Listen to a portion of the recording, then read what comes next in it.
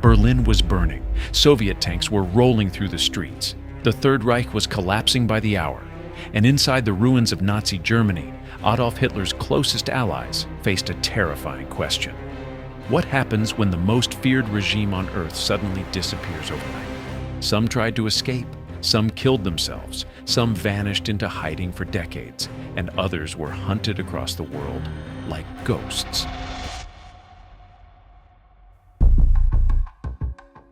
When Hitler died inside the Führerbunker in April 1945, the Nazi Empire didn't just collapse militarily. It collapsed psychologically. The men who once stood beside Hitler as untouchable figures suddenly became fugitives, prisoners, or dead men walking. And for many of them, the ending was far darker than they imagined. Joseph Goebbels, Hitler's propaganda minister and one of his most fanatically loyal followers, refused to leave Berlin even when defeat became inevitable. While top officials fled the city, Goebbels stayed inside the bunker with his wife and children. He reportedly believed life without Hitler and Nazism was meaningless.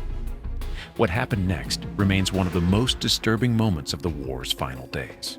Before taking their own lives, Goebbels and his wife poisoned their 6 children inside the bunker. The children had no idea what was happening. Shortly afterward, the couple committed suicide as Soviet forces closed in around them. It was the horrifying final act of blind loyalty to a dying regime. Heinrich Himmler, the head of the SS and one of the architects of the Holocaust, chose a different path. Unlike Goebbels, Himmler tried to save himself. As Germany collapsed, he secretly attempted negotiations with the Western Allies, hoping to avoid capture by presenting himself as useful against the Soviet Union. But it failed. The Allies saw him as one of the most wanted war criminals in the world. Disguised with an eye patch and fake identity papers, Himmler attempted to flee across northern Germany. British forces eventually captured him at a checkpoint. Knowing his fate was sealed, Himmler bit into a hidden cyanide capsule during a medical examination and died within minutes. Hermann Göring, once Hitler's designated successor and commander of the Luftwaffe, also tried to survive the collapse.